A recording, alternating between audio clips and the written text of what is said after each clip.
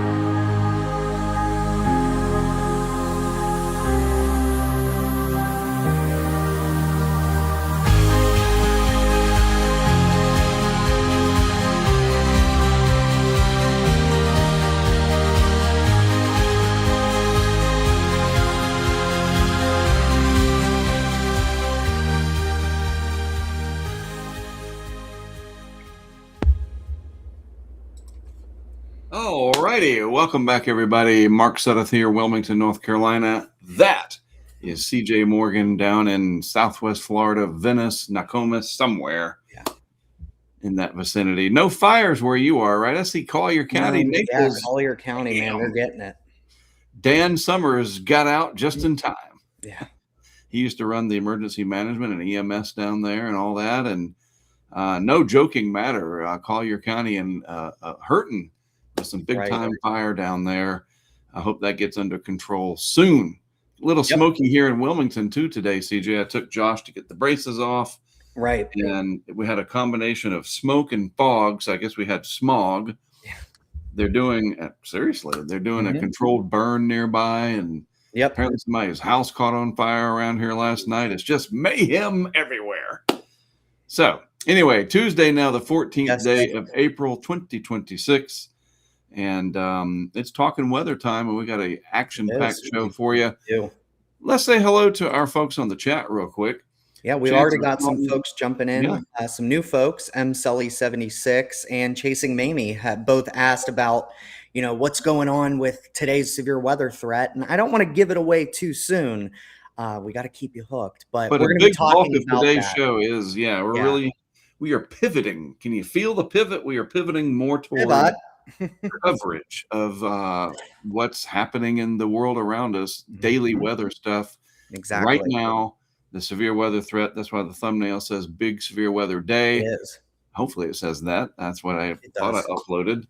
But yeah, we're going to get to that. You don't worry at all. Good to see everybody. Weather Scott, thanks for handling everything on the moderation side as well, sir.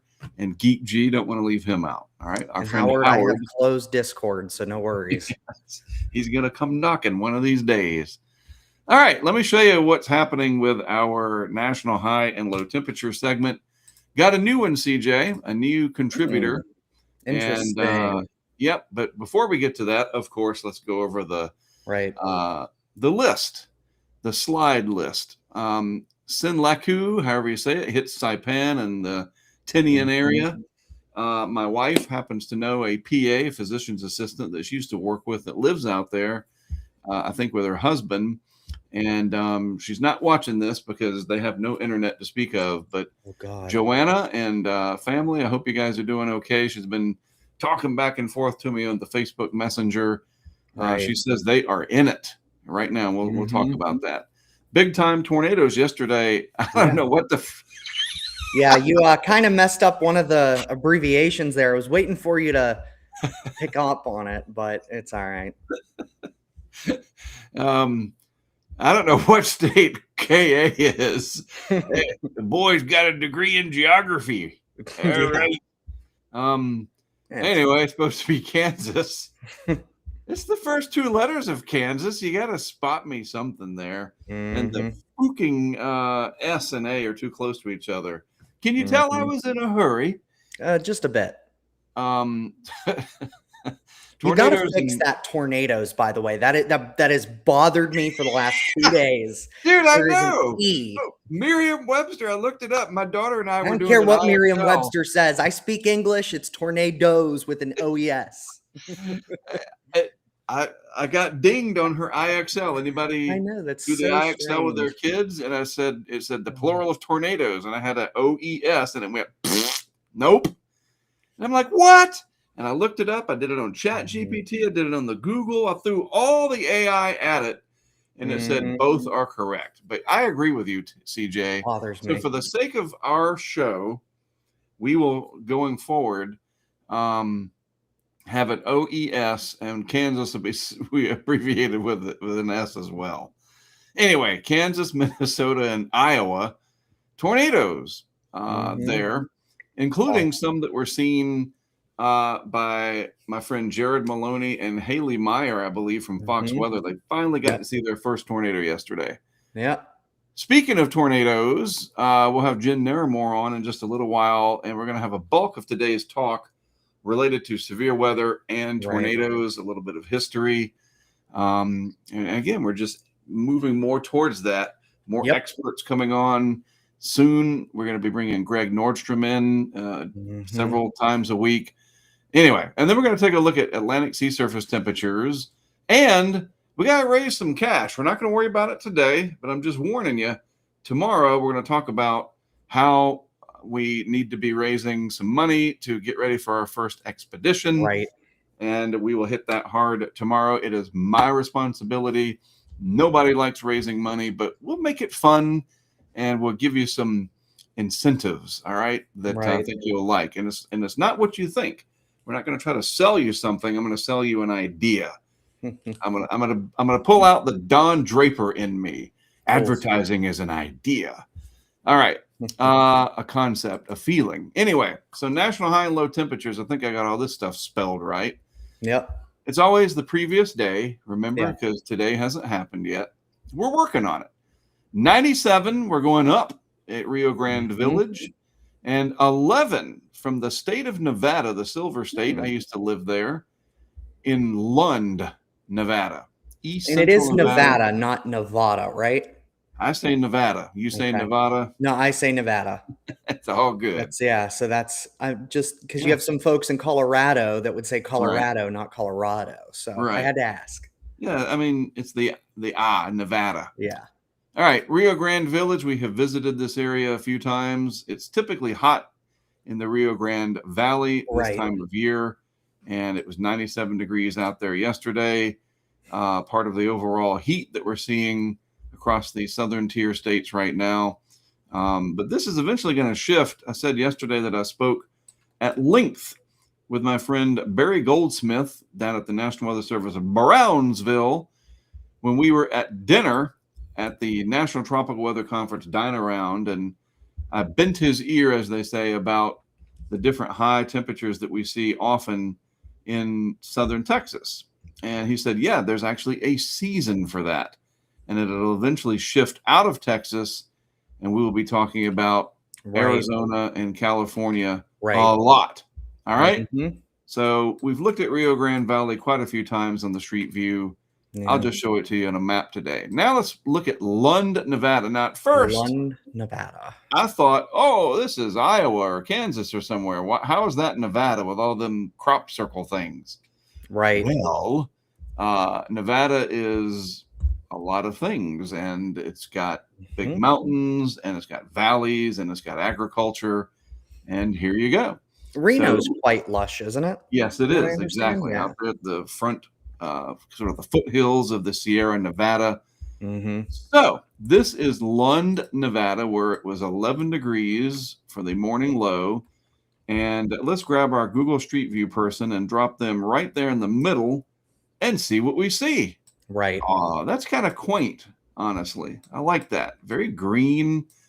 And the Street View was done June of 2025, so it's last summer.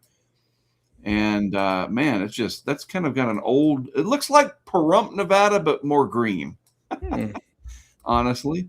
It's almost like, it kind of reminds me of New Mexico. Yeah, a little bit. Or some area like out in the front range of the Rockies. One of them little towns that you head out, like if you're going east out of Denver.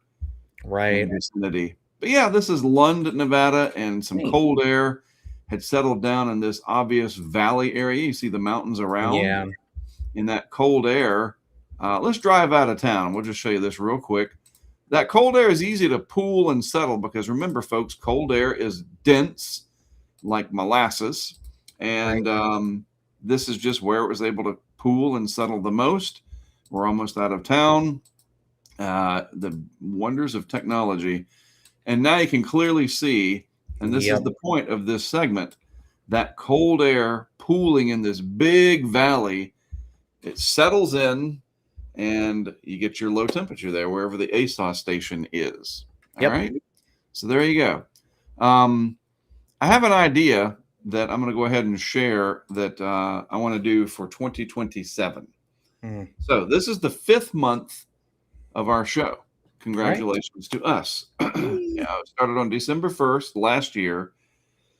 When we start our 2nd season of this, or whatever, next December, at the start of that season, because we started December 1st, it's like a podcast or something, season 1.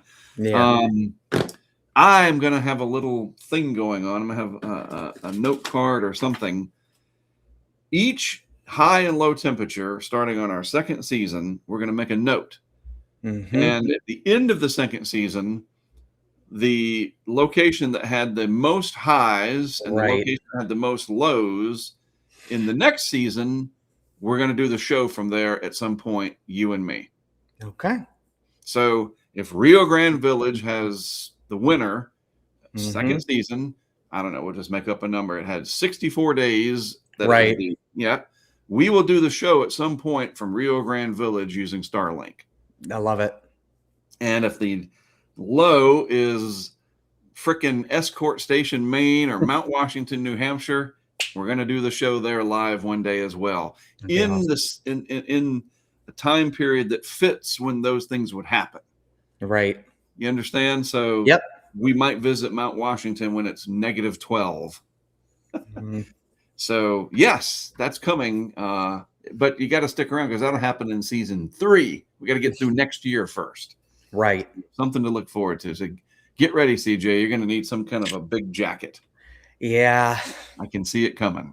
But we're going to do that. Seriously, I think that would be a cool thing. Actually visit the winners and see who, each place. All right. Let's get on with it. And let me show you some it's not really neat tweets. This is just Mark's, I don't know, we should have one for SpaceX or something. I don't know, Mark's rocket launch video. SpaceX launched a Falcon 9 from Cape Canaveral this morning. It was supposed to go at like 2:33, but the window was pretty long, and it went just before sunrise.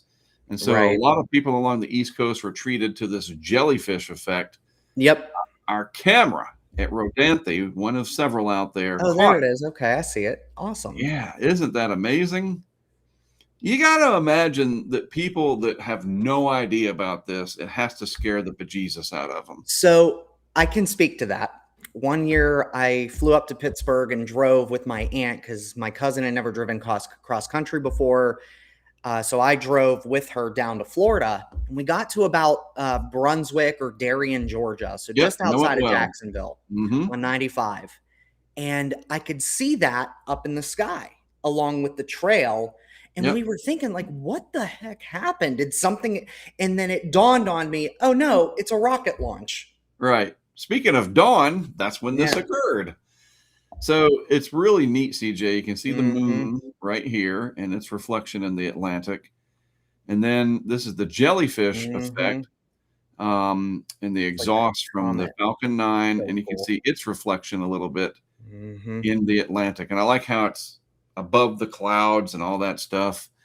Now, what's the orientation of the coastline there? Just out of curiosity. Well, we're looking almost due east. Okay. So yeah, it's flying roughly northeast. Right. It's so northeast cool. trajectory.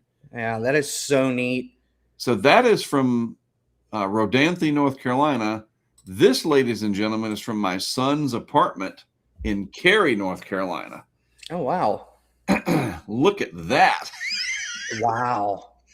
I guarantee you, because RDU is real close by, I assure you that passengers taking off or whatever around this time probably crapped their pants when they saw that.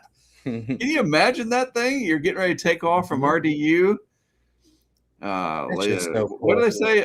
Flight attendants prepare for takeoff. And then they taxi out and you start accelerating. You see that son of a gun? Talk about a no. I do have it on the bucket list. I want to get on one of those planes that just happens to be passing by the Cape during a launch. Sure. I've seen that one other time, but it was a flight landing into Tampa. So it was a far view, but you could see it out in the distance just coming up. It's really neat. But that was Cary, North Carolina that saw this. I mean, how far from the coast is that roughly? Inland a good 150 miles or more. Wow. Remarkable. Yeah. I've seen pictures from Tallahassee. It's all over the Twitter. Yep. Which Elon owns, by the way, like he owns SpaceX. So there's that. Right. Although he calls Twitter something else, I hear these days.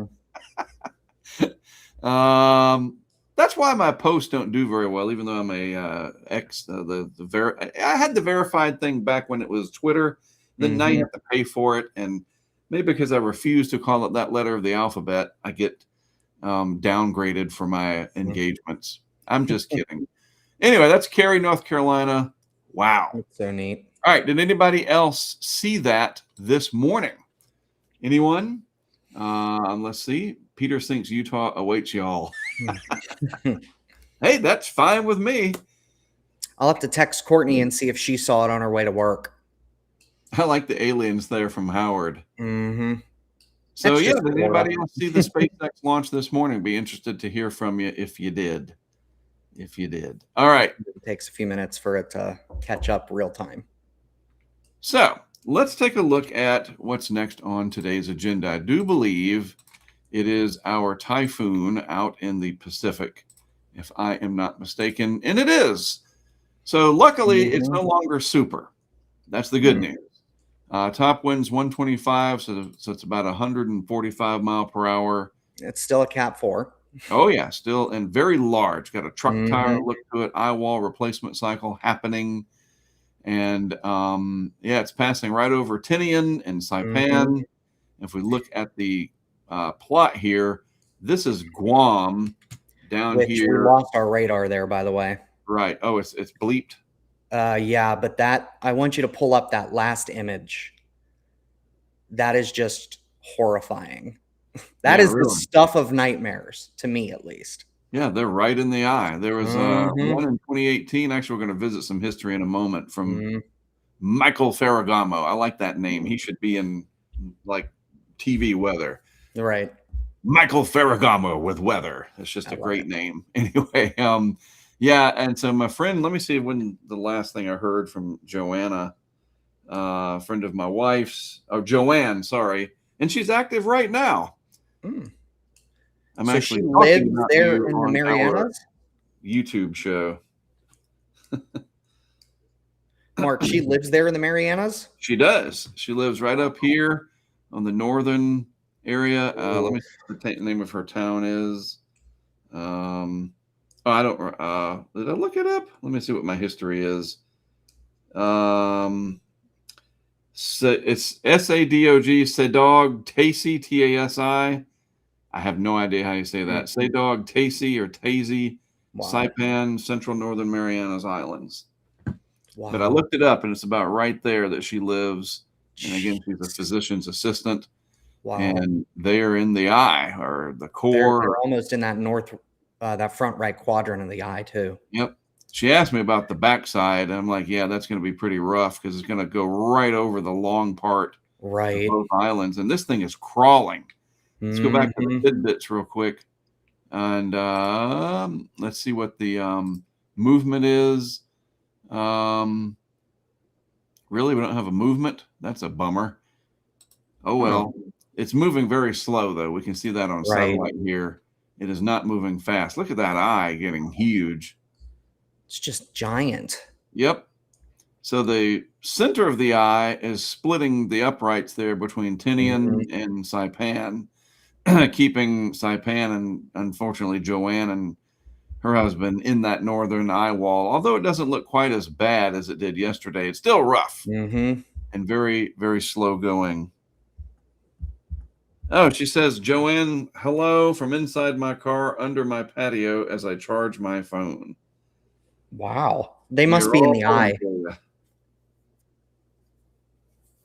Or, well, we know they're in the eye. Sorry. That was, hello, can you state the obvious? Just ask her.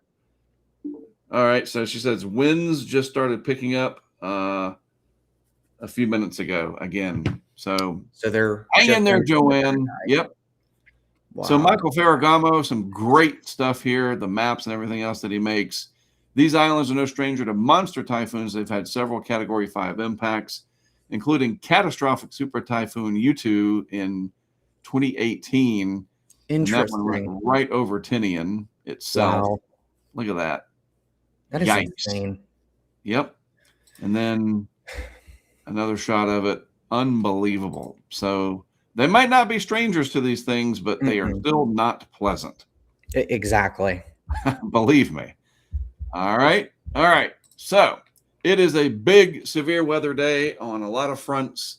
See what I did there? And Mark with his plays on words.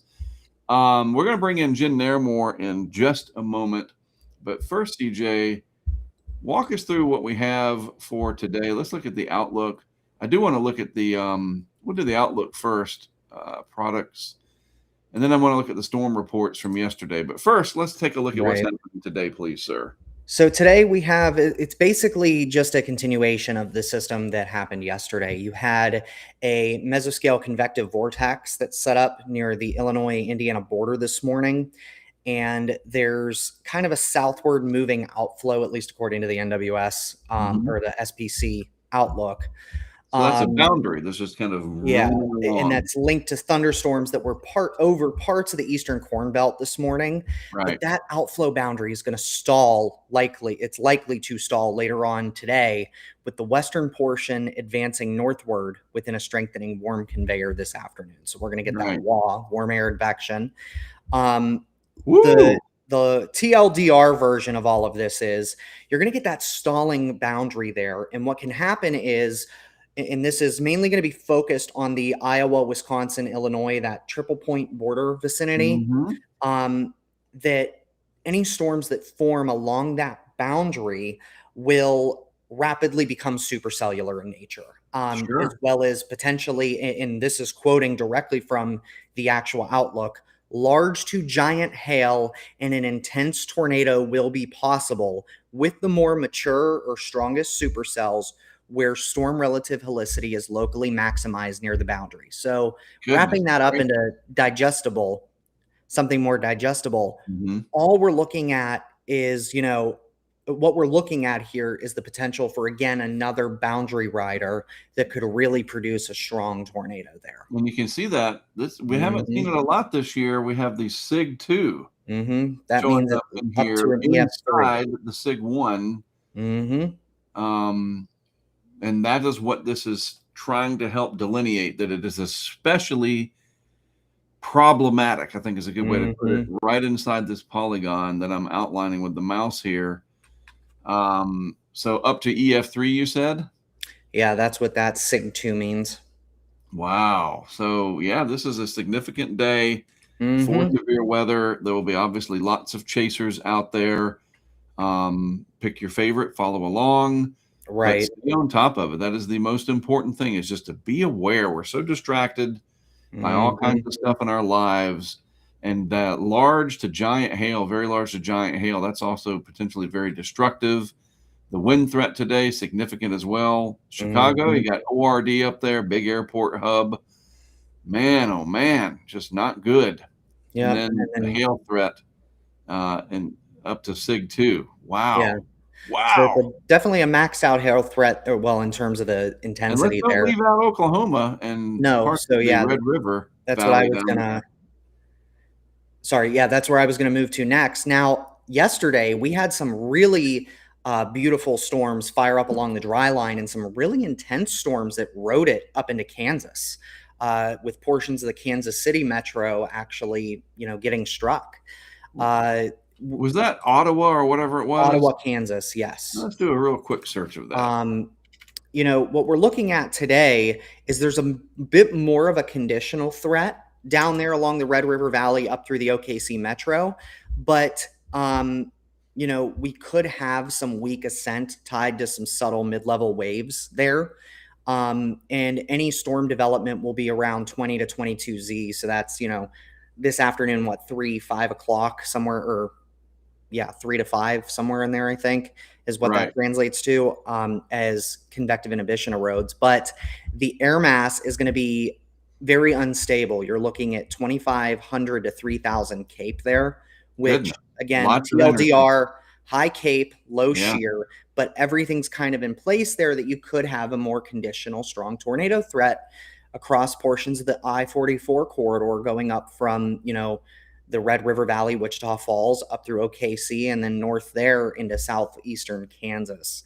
I spoke with Harding yesterday. So Matt Harding, our good friend there in Wichita, and he said he wasn't able to chase yesterday, but he's thinking about going out this afternoon and maybe Wednesday. And I think today is a good day for him to go out, because it's gonna be closer to home, and it'll be a little bit east maybe of the Wichita metro specifically.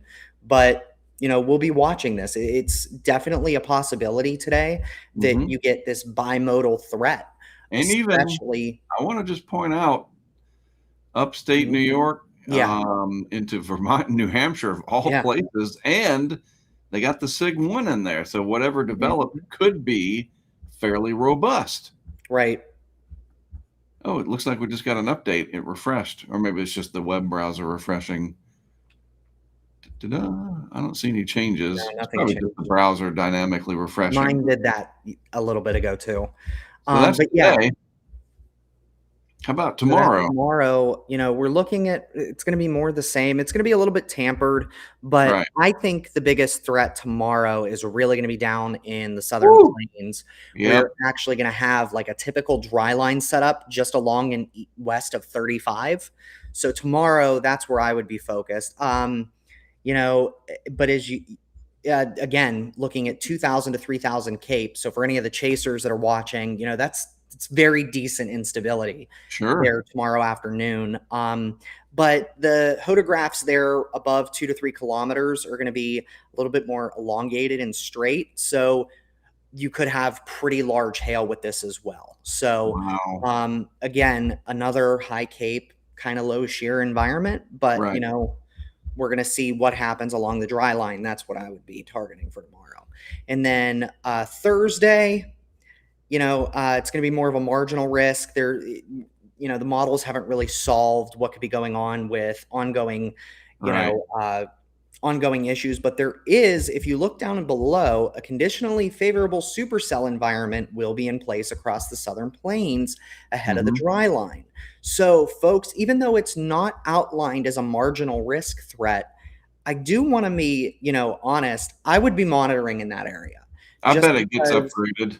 And that's what I'm thinking. It'll probably get upgraded to at least a marginal tomorrow.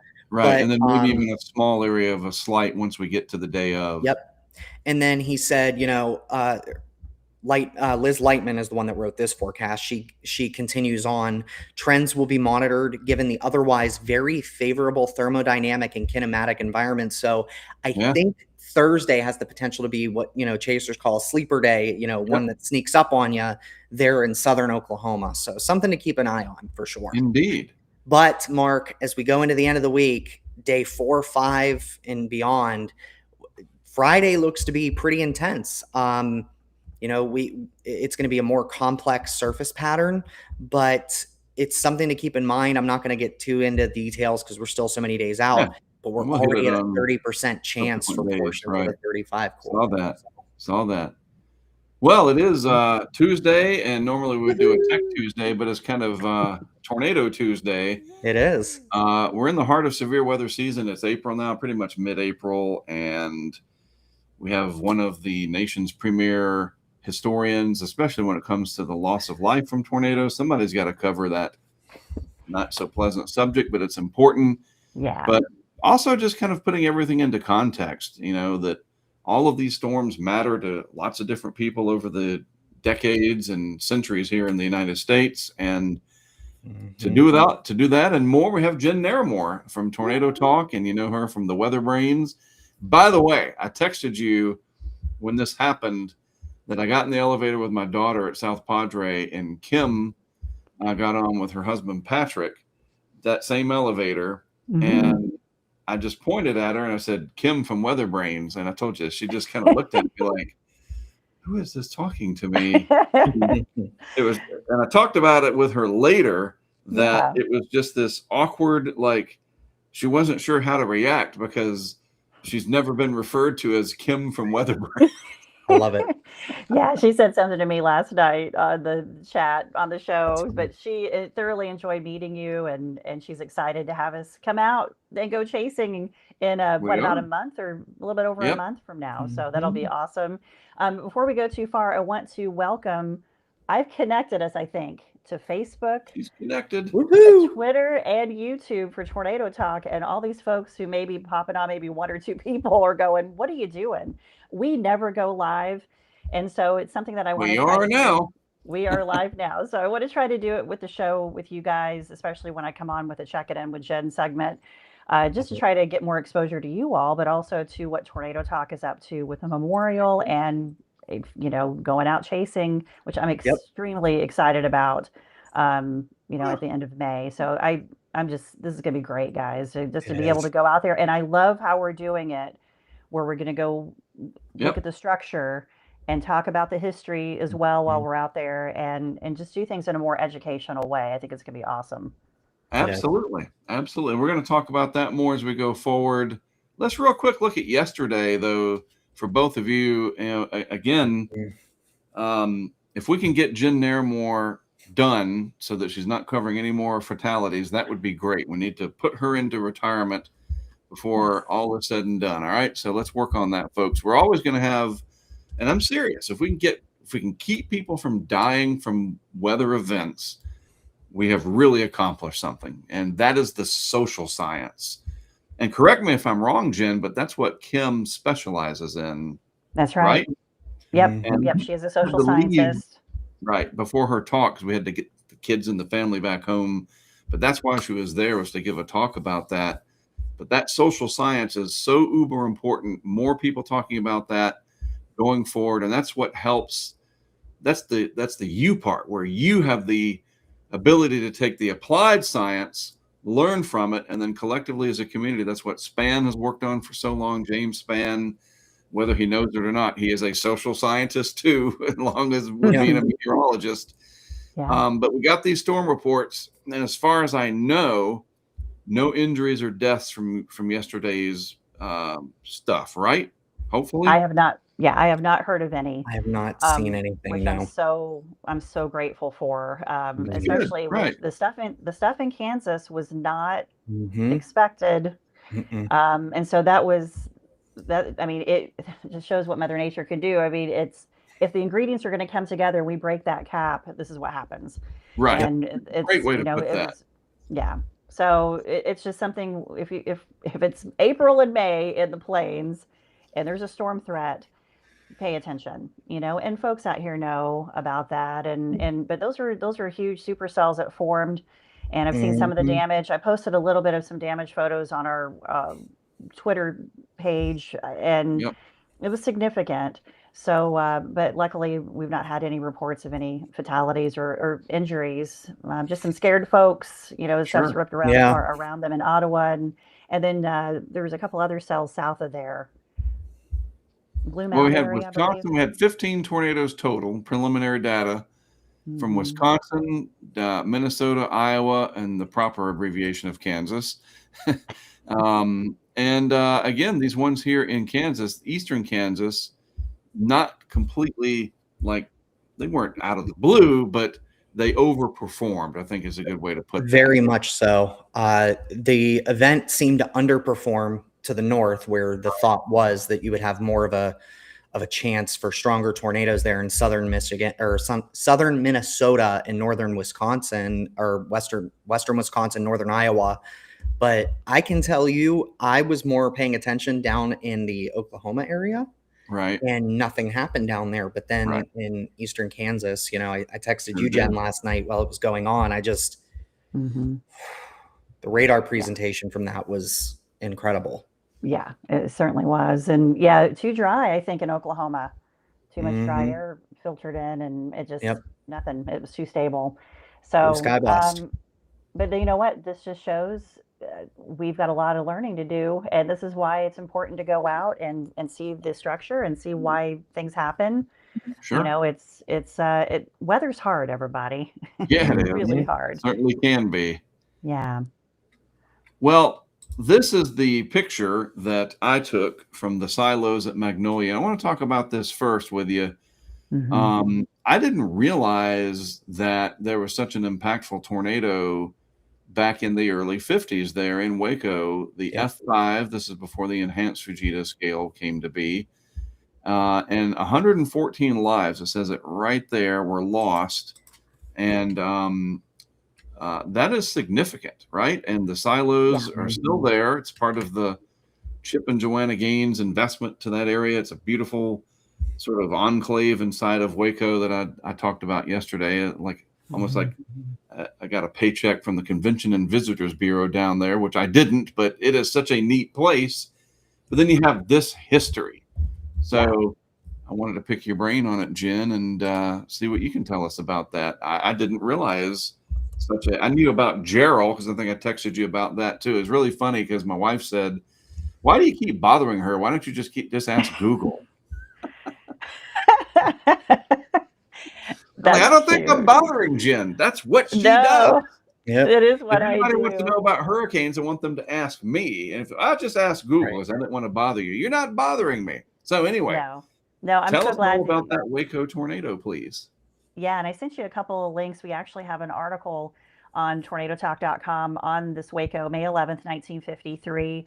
I don't know, are you guys familiar with Lon Curtis? Lon Curtis was a meteorologist and TV broadcaster in the Waco area. Oh, I know.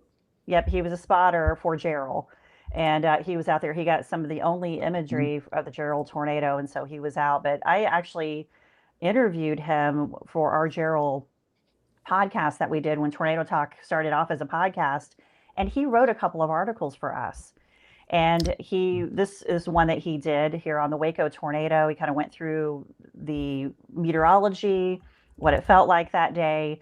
And just over a year ago, I actually drove through Waco, and Mark's showing you the memorial that is there downtown. And so I was able to see that. Sadly, I do not have the names yet of the 114 that died. So this is an event that I need. Yeah. But the death toll tied the number of dead from the Goliad tornado from 1902. The tornado path was at times up to 600 yards wide and stretched for at least 21 miles. And if you go into that link, you can see some of the damage photos from that. This is actually from the Texas collection at Baylor University in our article. Just tremendous damage downtown.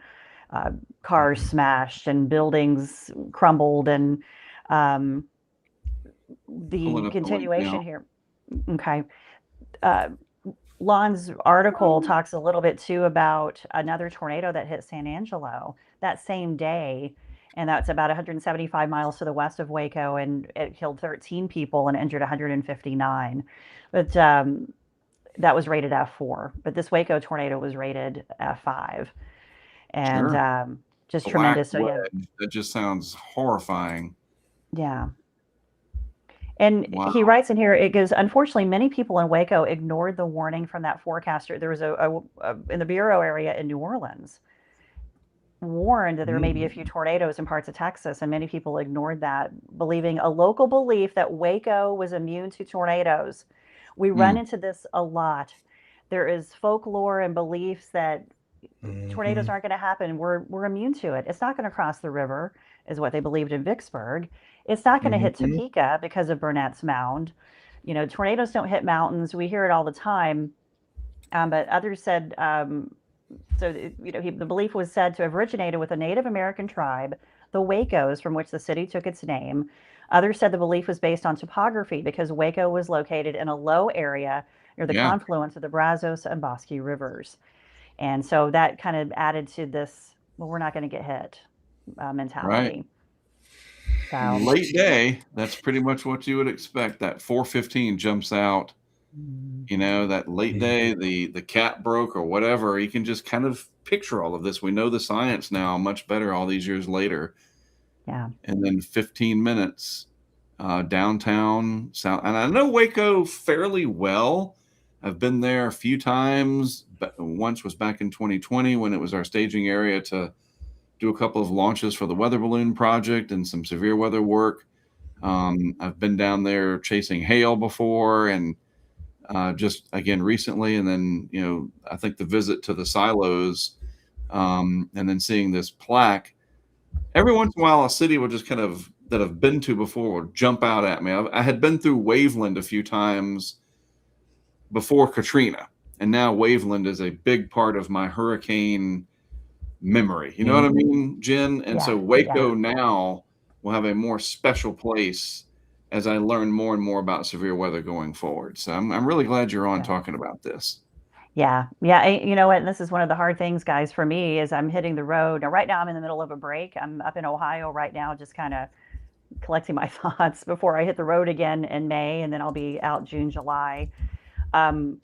Every place I go to becomes special to me because I'm walking in the footsteps of people that were impacted by these storms, and it's really important. And I will tell you, I get concerned about places like Waco, Austin, San Antonio. These places have really exploded with population. Big time. And I get concerned about just, it's been a little while since we've had a huge tornado go through this area, and are people ready? So that's what we're hoping. That's why we're going out. That's why we're doing what we're doing, reminding people of the history and what's happened in these areas. So well, we know with weather that if it has happened before, it will almost certainly happen again.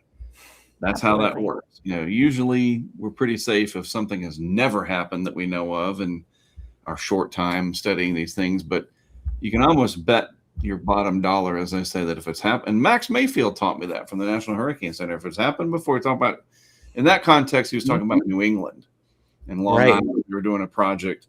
He said, in the case of New England and Long Island, you know, they've had hurricanes before. They will have hurricanes again in the future. You can have these long gaps.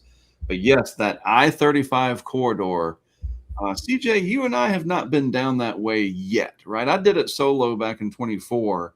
I think the furthest south we got was Hillsboro, like right where they 35 E&W split off. We haven't made it down to Waco. Yeah.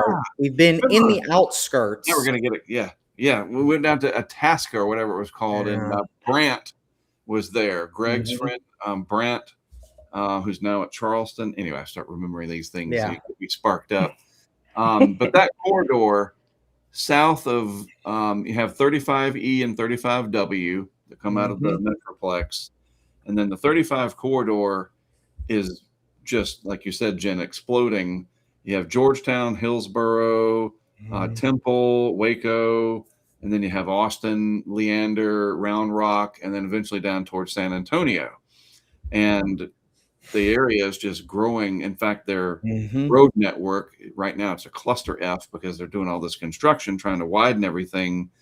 But it's been a while. Now we talk about other severe weather elements. Hail. I don't remember which year it was, 2015 or 16. San Antonio got hit by a big hailstorm. I was on my way to the National Tropical Weather Conference with Carrie, and it was at night. You could see the supercell off in the distance. It was just constant flash lightning, and they got nailed. I think it was $1 billion plus hailstorm in a big city, San Antonio. So yeah, the threat is there. While we're talking about that area, has San Antonio or Austin had a significant tornado in the recent decades? That's a good question. I don't want to say nothing jumps out at me. Obviously Gerald was north of Austin. Right. So I'd have to go do a little bit of some digging on that, but that's a good question. Not in recent. But Gerald is that one from 97 that there's lots of video of. It's kind of that black. It was not very photogenic in terms of, it looked kind of rough. Am I remembering the right one, CJ? That dark colored Gerald tornado from 97? Well, I would say it was actually pretty photogenic. There's a video of it dancing in a field when it first formed, and you could see even just as a rope, it was pretty intense. It was a grinder and what I mean by that is that it moved, I think, at about 15 miles an hour. And what really, there's questions. Slower than that. Gerald is the storm that broke the Fujita scale. I want to put that out there. That is, a lot of people point to Bridge Creek. Oh, there it is. Gerald broke the Fujita scale because it basically stalled over a subdivision there in Gerald that it hung out over this subdivision for about 30 seconds. Or I think it was like 30 seconds to a minute, Jen, if my memory serves. Yeah. And because it was there for so long, it literally pulverized the debris down to granular size. Like we talk about debris granulation. It didn't just do that to homes. This is a little bit graphic, but it did it to people and livestock. There were several that they never really recovered all of them. May 27th. Horrid event. Yeah. And Mark, I sent you a link. Yeah, I sent you another link in your Discord. Lon Curtis wrote us an article because he was a part of this, and he took photos. But we did probably one of the most powerful podcast episodes 10 years ago. We interviewed folks. We interviewed Lon and some other broadcasters, and we also interviewed a forensic meteorologist about this event. And that tornado was sitting over the Double Creek Estates like at 5 miles an hour, and it was like a lawnmower with a blade just going over an area. Is this the County Road 69 tornado you want me to talk about? No, I just sent you a brand new link. Okay. Let's refresh that. It's in your Discord, but it was so awful. Yeah, there it is. Yeah, we interviewed a woman who, because we had put out there, we were looking for people to interview. We interviewed a lady whose brother and his family passed away, and her description of, because she had to come and identify bodies, it was so awful. It was one of the worst things I've ever heard. And this event is considered one of the worst tornadoes. And so, yeah, just it was gruesome. Pretty awful. Yeah. It's gruesome. And, tornadoes, CJ, I heard you say it yesterday, tornadoes are the sexy weather. Everybody wants to see a tornado. They're not. Right. Until they're not. This is the reality of how awful it is, and why we're trying to make sure we let people know what happens with these, and how it's just terrible. How do you get 5,000 to 7,000 Kate, dude? Like, what? Good grief! Wow. And man, in this outbreak, there was an F4 west of Austin. So right. This makes, yeah. There's the picture from Lon Curtis. Wow. Yeah. Well, just traveling through this area recently, this is very apropos, as they say. So I'm glad we're talking about it.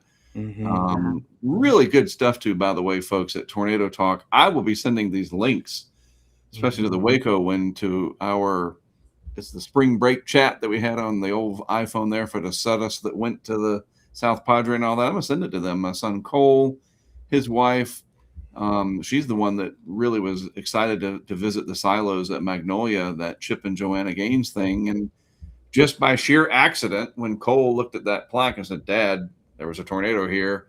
Here we are." I would not have known about it. Right. Honestly.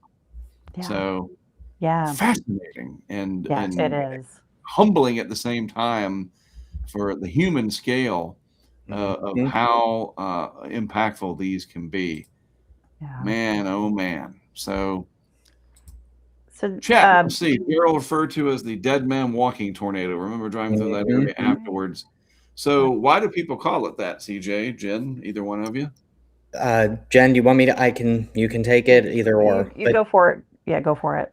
So it's called the dead man walking tornado. And actually, Mark, if you go to Wikipedia and just look up the Gerald tornado. Yeah, let's do it. So there is an old Native American legend that says if you see the dead man walking in the clouds, it's basically Just gave me the creeps when you said that, by the way. Wow. If you see the dead man walking in the clouds, your time isn't too long on this earth. Essentially, I'm paraphrasing, but that's the general idea there. That first picture, wait, go back. Oops, I screwed up. What did I do? I think you Googled there it is. It's up there in the center. Fourth in, left. Sorry. Now back. The wrong stupid button. Hit the back button. Now we go back. All right. That first picture up there. So if you look, that's scary. The vortices. That's why it's called the dead man walking tornado. And you're gonna have to open the photo, or you can just click down there, I guess. But yeah, so it's just creepy. It is creepy. That's what was seen. And the Plains Indians have it. And this isn't a unique thing to Gerald. It's just, it was the most wide and well known and well documented. But this has been seen in other tornadoes as well. But it's the multiple vortices that we're talking about is what this is, right? Yeah. Right. And so it's like having instead of one circulation that's coming along doing its thing, it's several of them, and some of them are a lot more intense. We saw that with the horizontal vortices, with the one coming into Tuscaloosa, if I'm not mistaken. So I can see where this, man, like I said, you gave me the chills, dude. That's just crazy. And it is this tornado, and I say it broke the Fujita scale because people couldn't rectify the damage that they were seeing. Look at that. And it's debated to this day whether or not the storm actually had wind speeds. And this is where I always say, Mark, it's just a category. Doesn't matter. Because quite frankly, you get an EF3 that parks itself over your house for 5 minutes. There ain't going to be nothing there. No. And if you are not underground, it's unsurvivable. We've heard that said all sorts of times in the media. You have to be in your basement or this is unsurvivable. Your underground. You just have to be underground, period. Something like that you cannot survive. Moving south to southwest. Yeah. What kind of motion is that? Good grief. That's another topic for another day in terms of the meteorology on that and that motion. Because that's happened a few times, and Lon Curtis does a great job. We have another article for him talking about that deviant motion of the south-southwest. Also, I was looking at Katie, who had written about the 1922 twin tornadoes in Austin. Lon wrote us an article on that one, too. He was great. Awesome. And so I sent you that link. That was May 4th, 1922, twin tornadoes that occurred in Austin, Texas. It was 2 different tornadoes within minutes of each other, initially 6 to 7 miles apart, but with tracks that ultimately were parallel and ended up only about 3 miles apart. 12 people were killed, and there were more than 50 that were injured by that tornado, the twin tornadoes there in 1922. And Mark, it's odd, and I don't want to take away from what we're looking at here, but today is actually not just a big severe weather day. It's a big severe weather history day, Jen. It is. Today, 15 years ago, I don't know where anybody was. I was in high school. I was a freshman in high school. And I remember sitting down and, seeing this start to take shape. And so for those who are unfamiliar, in April of 2011, we had a crazy tornado month. I believe it was the most ever recorded in April on record, Jen, right? Mm-hmm. You're right. And there were three really major outbreaks that kind of cemented April in history. And today was the start of one of those that's often forgotten and not talked about. It was actually the largest tornado outbreak in US history at the time, and it only held that record for 10 days, because just 10 days later, the super outbreak of 2011 would set history in a whole different way. I'm not going to get into that. We'll talk about that later on in the month. But, Mark, that was your neck of the woods. This affected Oklahoma, really affected Alabama and Mississippi, but North Carolina really bore the brunt of this outbreak that year.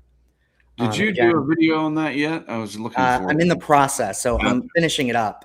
But Jen, I'm going to let you talk about that outbreak specifically, because you'll have more of a operational memory than I will. But since I was not in high school, no, I was at a youngin. I was at the Weather Channel, working the radio network. That was just a horrible month. I have more memories of the super outbreak because I did the forecast in Huntsville. So we can talk about that at the end of the month as well. And I just, that just changes your life when you're working an event like that. Most of my memories of this event is just kind of monitoring it. But one thing I wanted to focus on, and I don't know if you talk about this in your video, CJ. Hold on one second. It's the Godfather calling. Is that what that was? Anyway. Sorry, it was my grandmother, who is an Italian stallion. That is the Godfather theme. That's what I thought when you said Godfather calling. It's my grandmother. I don't know if you talked about this, CJ, but the discovery of a tornado in Alabama. Did you talk about this in your video? I didn't, because it didn't pop up in my research. So it is interesting, though, that I figured it out after I've already recorded the entire video.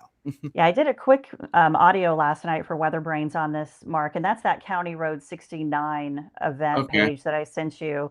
But let's talk about that real quick. I kudos to the National Weather Service in Birmingham for this. They received a social media post, because a lot of people will go back, and we have, and look at satellite imagery and details. And there was a tornado that moved through April 15th, 2011 in Greene County, Alabama, near the Forkland area. And they were presented with a social media post, and they went ahead and looked and started examining the radar data, satellite imagery, social media posts, and then they went out and actually talked to folks on the ground and did interviews, found out there was an injury and there was a tornado miss. Now, guys, we're talking so much happening. You had this going on, and then boom, you had the April 27th super outbreak, just devastated Alabama. But it ended up being an EF2. That's the end result. They were able to add this into the record. And the path length was around 8.73 miles, 325 yards, based on satellite imagery. And they put out a post, the Weather Service in Birmingham did in November, and just kind of talked about, some may ask how the tornado was missed in the first place, and then why bother to update the historical record at this point. And they go through to say, look, it's important to have the record. These folks were missed, and it wasn't on purpose, but they are due their to look at this event and to remember what happened to them. People lost their businesses. They lost, livelihoods, perhaps. They lost a home. Someone was injured. And it was important to go back. And it says, while it's understandable that the National Weather Service missed a track in this incredible workload of the 2011 spring severe weather season, it is important to correct the record for both accuracy and credibility. Agreed. And perhaps more importantly, the people of Forkland deserve to have the record corrected to reflect and validate the impact and suffering that they experienced as a result of this previously undocumented tornado. And I have such respect for that. This is exactly what Tornado Talk and our memorial is about, in validating the impact, because there are so many tornadoes that we know about, but we don't know enough about. There are people that we don't know about. There are events that are undocumented. We found a few already in our travels, and how can we validate those folks and remember them. And so this was very important to me, to get this out. And I just wanted to let you all and this audience know too about the importance of this find, and kudos to those who are the, meteorologists and the weather, geeks like us who are doing some of the digging and looking at the satellite and saying, hey, I think we may have something here. Let's look at it. And the Weather Service in Birmingham went for it and did this. So yeah, June of last year, they went ahead and officially documented it. Insane. And they looked at satellite analysis, the local newspaper article, and social media pictures. In 2011, we did have a pretty robust social media, as you guys might remember. Yep. Wow. And that was another thing with this outbreak, Mark. This was really, I would say, and Jen, you may agree or disagree. This was truly the first social media outbreak. Right. It really was. Yeah, I would agree. Because before this, we had some bigger events, but they were singular. Right. The last major outbreak of this magnitude, and I want to put this in perspective for folks, was in 2008. Yeah. So before this, you have to go back to the Super Tuesday outbreak of 2008. We just had GeoCities and whatever. And we had MySpace. MySpace, right. Nobody was posting pictures of tornadoes on MySpace. Right. No. So, I mean, unless you were a weather geek like me. Yeah, but some people I digress. Right. But you know what I mean, though? Like, overall, this was April of 2011 really kind of ushered in that, and I know Span has talked about it on Weather Brains, that kind of really confirmed to a lot of meteorologists that, hey, we can get ground truth now. Right. Like, I can look and see what's happening right now. Yeah, we really started learning the power of this in 2011. And then in hurricane world, 2012 was Sandy. Right. Major. That was like the Instagram hurricane story from the other day. But yeah, and I remember that weekend that these happened, because it went into the weekend. I was at a dance competition. I used to shoot dance competitions as a side job before our crowdfunding really took off, put my video editing skills to use. And I was in Batesburg,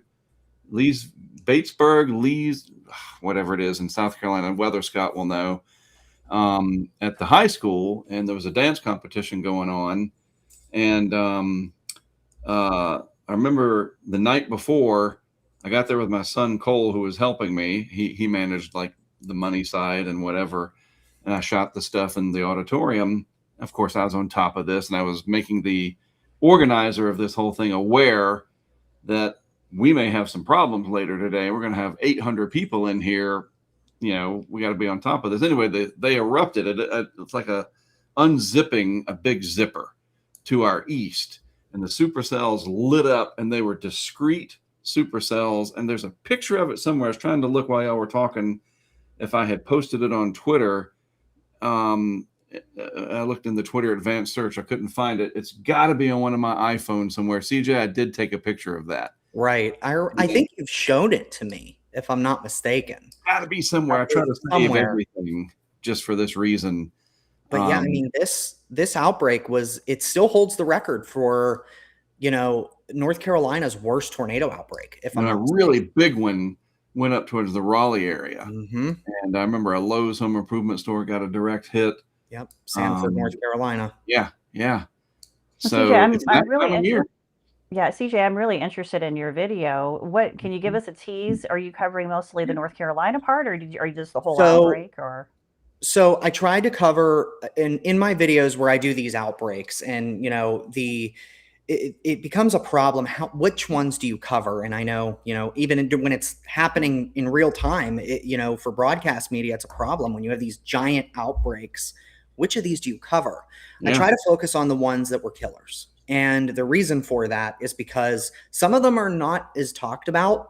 For example, there was a very violent tornado that went through Autauga County, Alabama, the night of the 15th. And in Alabama is what lends the outbreak its name, the forgotten outbreak. Right. And I try to cover those events that have killed people, especially in the larger outbreaks like this one. So in this outbreak, I go through the meteorological, the synoptic background, And then after that, I'm going to look at, we'll go through each of the events as they unfolded. It's chronological. It's more documentarian in style. And the idea there is to highlight these storms like Sanford and Autauga County. There was another giant tornado that went through Tushka, Oklahoma on the 14th that isn't really talked about, but it's well known in storm chaser circles because it had the multi-vortexes and kind of appeared to split and merge. It was really fascinating structure. But a lot of people don't know this outbreak even happened, Jen. Right. They forget about it because 10 days later, we had the largest tornado outbreak of all time, which this outbreak held that record again for 10 days. So you had instances where towns that were obliterated, especially in Alabama, less than 2 weeks before, were now being hit not only once, but in some cases twice on the 26th and 27th. So, that all tends to run together. And that's I'm looking at the legacy of this outbreak because I don't want them to forget it happened, especially for the folks. And I'm focusing on North Carolina because we have Mark here, but North Carolina really seemed to suffer, in terms of the loss of life, the most of this event. Alabama had the most, I think, tornadoes generally in a single state. Mm-hmm. But what kills me with this is that there wasn't even a single EF4 or EF5. The strongest tornadoes were EF3s. But that was enough. And it was enough. And Mark, I sent you a photo that I had found, and Jen likewise, from the Atlantic that I'm going to use as the thumbnail photo. Yeah. It looks like something out of the Mississippi Delta. Right. That is a Dixie Alley wedge. And that is in the far eastern, northeastern North Carolina, right along the Inner Banks.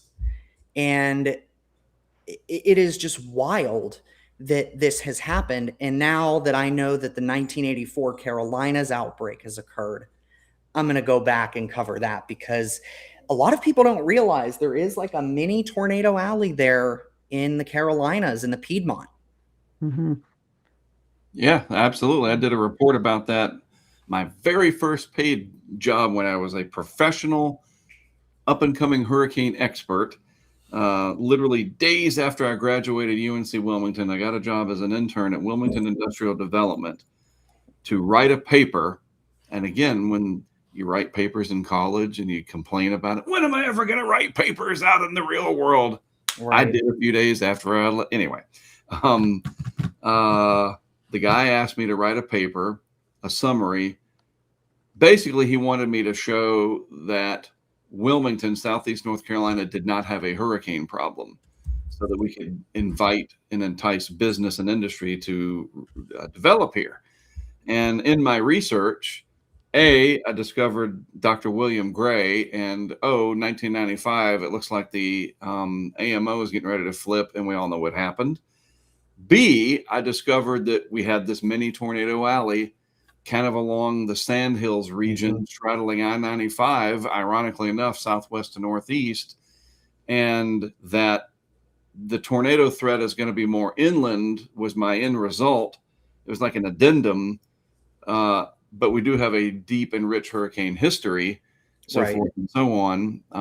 And I just remember learning about that, and it kind of reawoke my interest in tornadoes because I remembered the 1984 outbreak when I lived in New Bern, and a lot of that was just inland.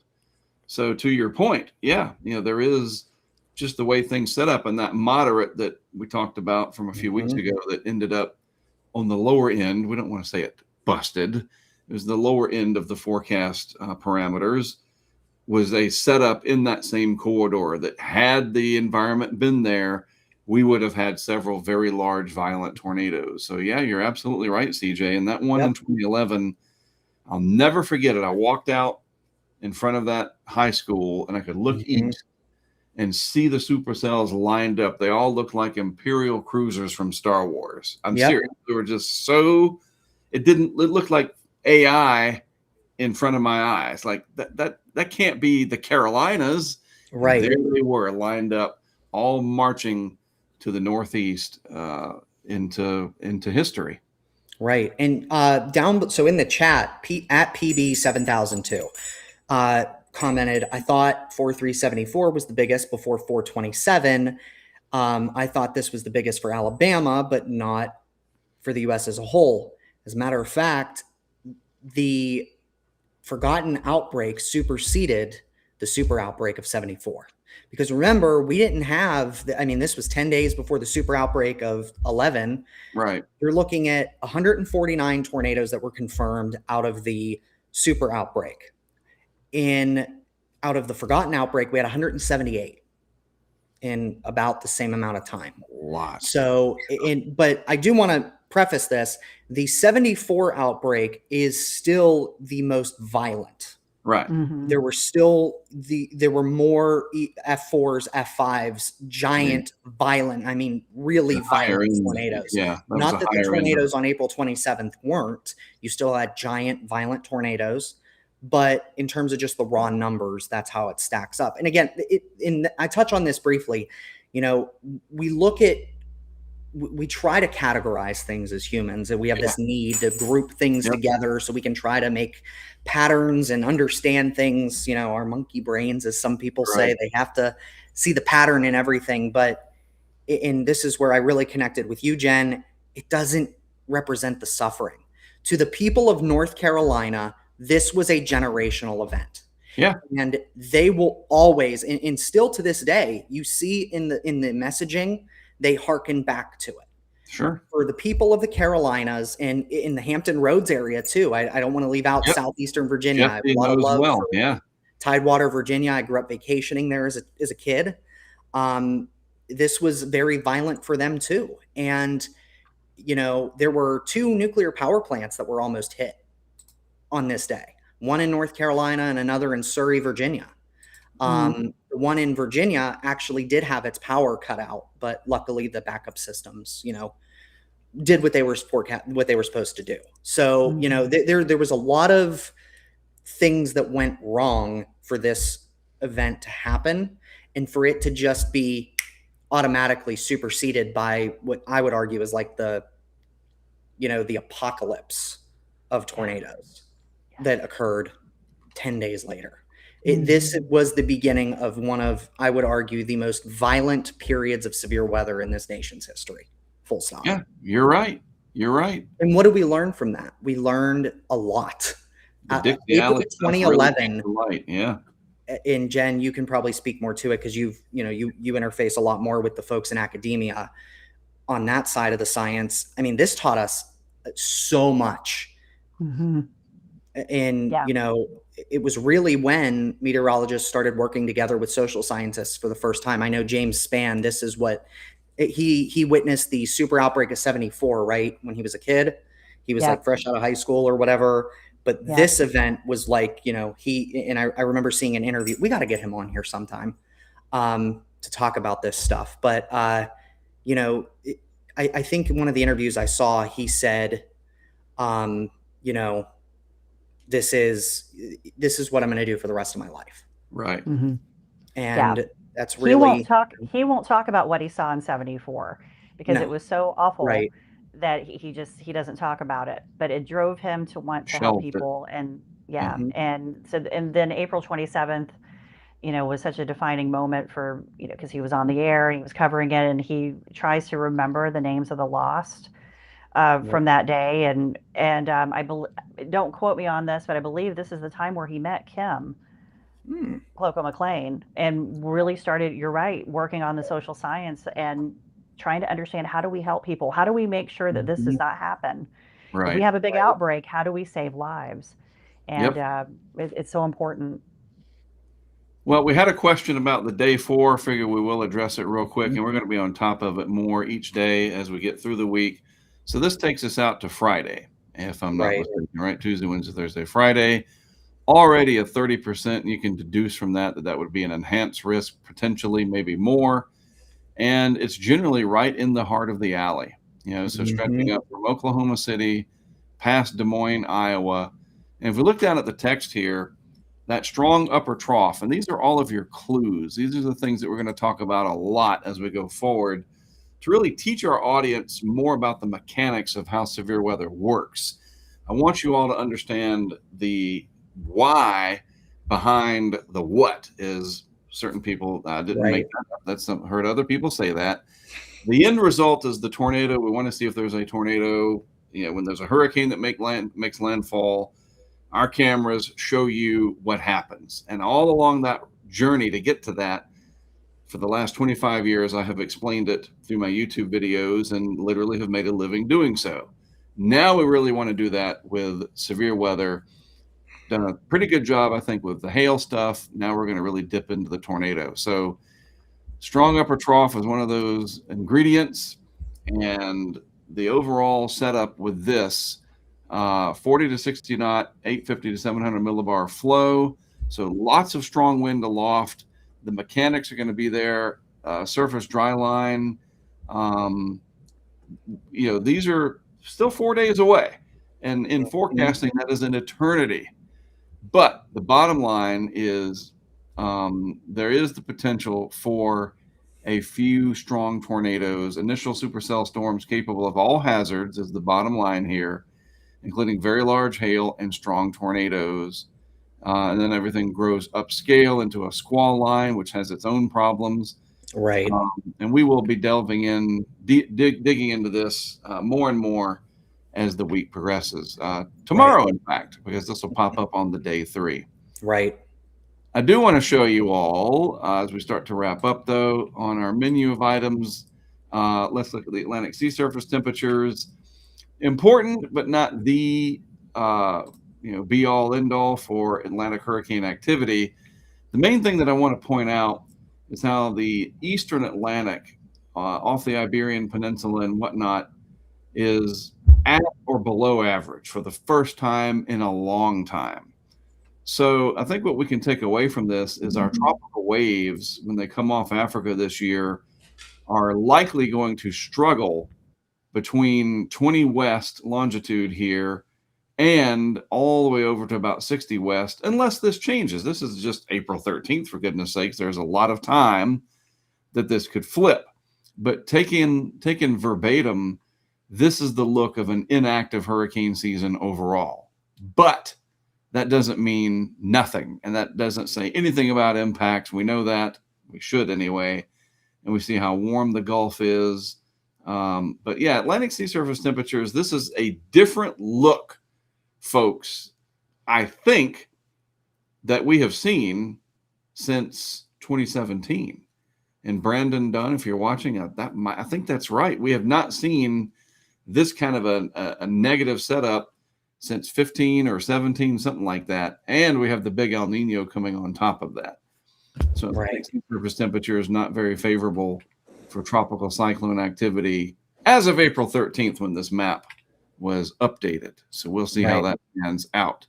So before I let y'all go, prepare yourselves, because tomorrow we are going to start our quest to raise some cash, because we have to have some operating funds. When we go out there on our first expedition, our goal for the first outing will be only $3,000. That's it. So I'm gonna have a little thing set up. We'll do a QR code. Awesome. I want you to do it over PayPal and Venmo. That'll cover our hotel, our gas, and the Starlink and all that, and some food. And we intend to go out starting April 25th for about a week. Yep. And it is expensive. I saw Pettis, I think it was, that asked on a tweet. Yeah, I saw that. How do you people afford this? Well, we are very lucky, me specifically, because I'm the one that gets paid to do this the most. I've made a career out of it. I've been very fortunate to have projects and partnerships and all kinds of things. It's a long and storied career. But since 2016, crowdfunding through Patreon has been the lifeline of this. I've had relationships with different media off and on. Currently, it's with Fox Weather, which I could not be happier about. And again, a huge shout out to Jared and Katie and they were in the Weather Beast when they saw that tornado yesterday. But the crowdfunding is always there. Our audience, our community is like a co-op, has our back. The economy can ebb and flow. Not all several hundred people are going to, quote, fire you at once. That's the beauty of it. Some are more capable financially than others to support these things. Almost all of our equipment has been purchased by our community. I don't like the word fans. I'm not a movie star. I'm a big fan. You know, it's okay to be a fan. But remember, speaking of fans, you know how we stayed next to that place called Big Ass Fans in Fort Worth. Yeah. Big Ass Fans. I love That's literally what it said. That's the name of the company. It's called Big Ass Fans. And they make those giant big ass fans that you see in like fancy restaurants that look like.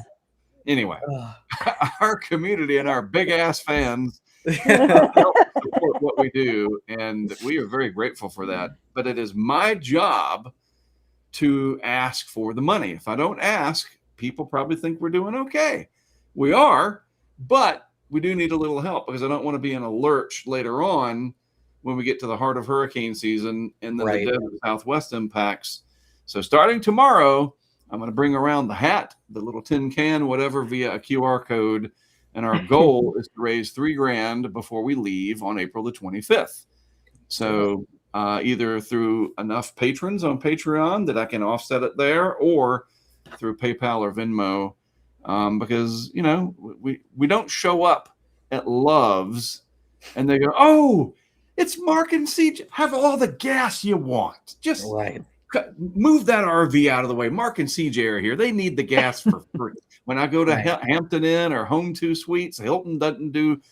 Just have any room you want. It's on the house. Right. You find people are the ones that make that happen. Exactly. And we thank you. Always. Obviously, but we also show you the results of our work. Right. Live when it happens. We succeed and we fail right in front of our audience. And that's what I talked about at my conference talks this year. And there's nothing more rewarding than doing that, where we learn together. So, and another way that, Mark, that folks can help is by liking these videos, subscribing, ringing the bell, following each of the channels. And share, tell your friends and family, your coworkers, the other weather geeks no longer have to hide. We can all come out, and there's millions of us, and there's thousands that get in their cars and chase these storms every weekend in storm season. We know that. So anyway, starting tomorrow, we're going to be on a quest to raise about $3,000 before April 25th, and then kind of match some of that from my crowdfunding and my contract with Fox. It augments that, but with gas prices where they are and the equipment that we've invested in, we just need a little extra help. And it's okay to ask. I believe firmly in that. If you don't ask, you'll never get it. Yeah, I'm not been good at that. And for Tornado Talk, we're similar to you all. We are Patreon supported. We have amazing patrons. And so for those who maybe watch it on our little streams here, I'm going to try to do these lives more so we can get ourselves out there. But we are on Patreon, and I'm going to try to do the same thing because I'm not going out with you all until the end of May. But I'm driving out there to meet you. And then, of course, I'm driving with the Nomad Land new stuff I'm doing here, too. And so it's important. I'm going to try to find some other ways to outside of Patreon of getting some support. But I support myself through radio. I do my radio job every day. And so I'm very, very grateful for that. But that doesn't cover all the bills in regards to travel and being able to stay at these places and document the history. And I really want to see that crowd sourcing grow for Tornado Talk so we can do more. And I can bring more people on board to help me, because it's just two of us right now with the occasional people like CJ who hops on. It helps me do a few things when I can meet up with them. But people are amazing. They love to support what we're doing, and they enjoy it.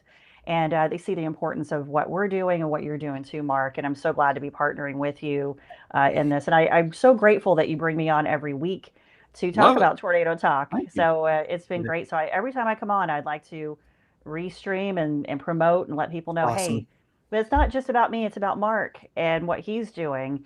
And we're in this together to learn from each other. Absolutely a thrill and an honor to be able to work with such great people. It's just so neat. And we will continue it. Tomorrow we'll talk about more of what this upcoming project will be. And we'll address severe weather, of course. It'll be cranking and really focusing on the mechanics of it. And we all learn along the way. So I think that's it for today. We went a little long, but we covered a lot. We appreciate people hanging out. And Here comes the kitty. I see you've got the dog there, and I got the cat coming in. There she goes. You just see the tail. That's the hook. Like when you get off the stage. Yeah, exactly. Saying it's time to wrap the show. Yeah, that's what Anna's doing. You guys have a great rest of your Tuesday. I am Mark. That's CJ and Jen joining us. This has been Talking Weather. We'll see you tomorrow. Tax day. Get them taxes done before midnight tomorrow night, or else. Or else. We'll see you tomorrow. Thanks, everybody. Bye. Bye.